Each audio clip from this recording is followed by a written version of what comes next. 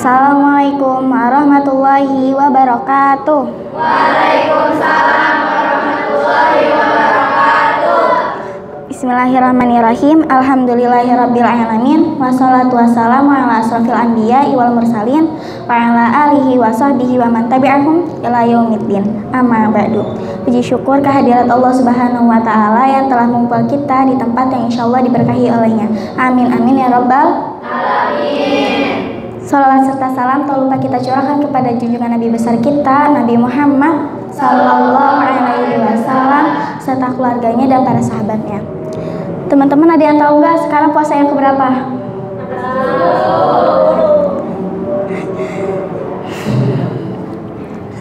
Masih pada semangat gak? Semangat mau pulang apa semangat puasa Ramadannya? Teman-teman tahu nggak aku mau bawa kultum tentang apa? Tentang apa? Sebelumnya izinkan aku untuk menyampaikan sebuah kultum tentang zina membawa malapetaka. Ada yang tahu apa itu zina?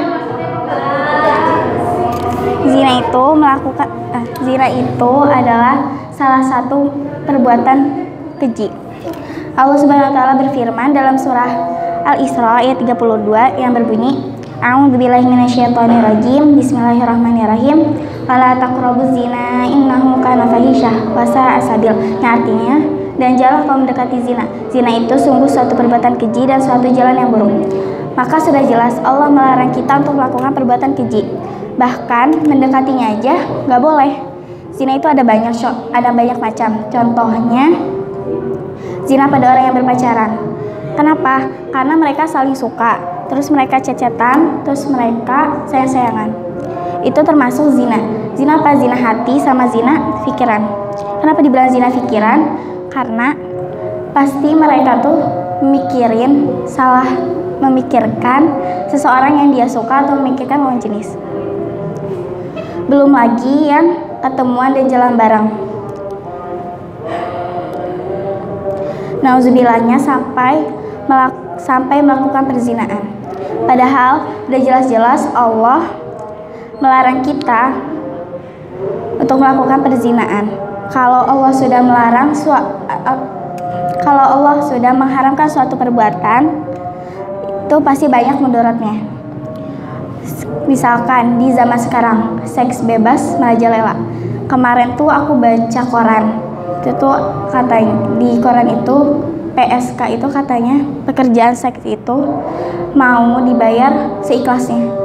Kira-kira kalian mau gak kalau kayak gitu? Ngeri gak? Sedih gak? Ngeri gak? Kalau kalian kayak gitu mau gak? Gak mau kan?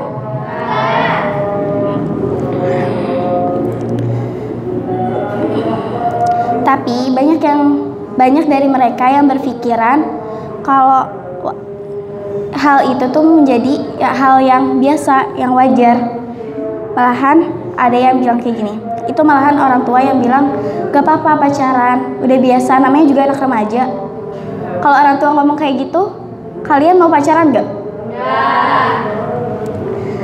Terus ada juga yang ngomong, aku mah pacaran gak ngapa-ngapain, cuma chatan doang. Itu mah sama aja. Sama gak kalau chat-chatan doang? Sama. Itu udah termasuk zina pikiran. Karena mikirin dia terus mikirin seseorang yang dia suka. Padahal Allah itu udah mengatur hubungan kita dengan lawan jenis. Yang diperbolehkan itu cuma 4. Ada yang tahu? Beneran gak tahu? Bener. Yang 1, pendidikan. Kedua, kesehatan. Ketiga, jual beli. Dan keempat, bai'at. Kenapa dibilang pendidikan? Gara-gara mungkin kayak kita kan namanya anak santri. Walaupun santrinya cuma cewek, gak mungkin kan yang ngajari cuma ustazah doang. Pasti kan yang ngajari ada yang ustadz juga. Tuh, kesehatan juga. Yang pasiennya itu perempuan, yang dokternya itu laki-laki. Itu gak apa-apa.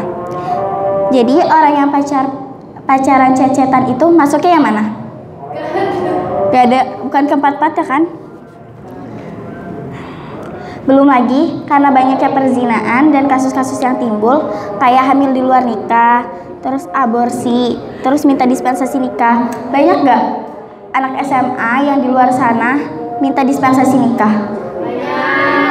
Banyak gak yang hamil di luar nikah? Belum lagi yang bunuh diri. Bunuh diri karena apa? Ada yang tahu? Salah. Bunuh diri gara-gara doi nggak mau tanggung jawab. Kira-kira kalian mau nggak hamil di luar nikah? Terus yang ngehamilin kalian tuh nggak mau tanggung jawab, mau nggak? Ngeri nggak? Makanya teman-teman, ketika Allah sudah mengharamkan suatu perbuatan, jangan lagi ada kata cuma. Misalkan cuma chatan, cuma video callan, atau cuma yang lain. Teman-teman tahu nggak hukum melakukan zina itu? Ada yang tahu?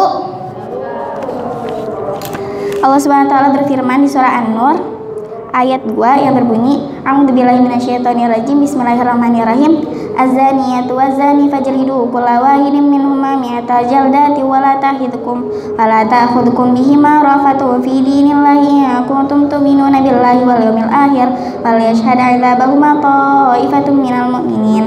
Artinya, pezina perempuan dan laki-laki deralah masing-masing dari keduanya 100 kali, dan janganlah rasa balas kasihan kepada keduanya, mencegah kamu untuk menjalankan agama hukum Allah.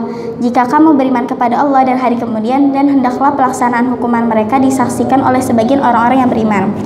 Di dalam hadis disebutkan juga dalam hadis dari Ubadah bin Samit, dia berkata, Rasulullah SAW bersabda, ikutilah semua ajaranku, ikutilah semua ajaranku. Sungguh Allah telah menetapkan hukuman bagi mereka, kaum wanita, perjaka dan perawan, hukumannya adalah cambuk 100 kali dan diasingkan selama setahun.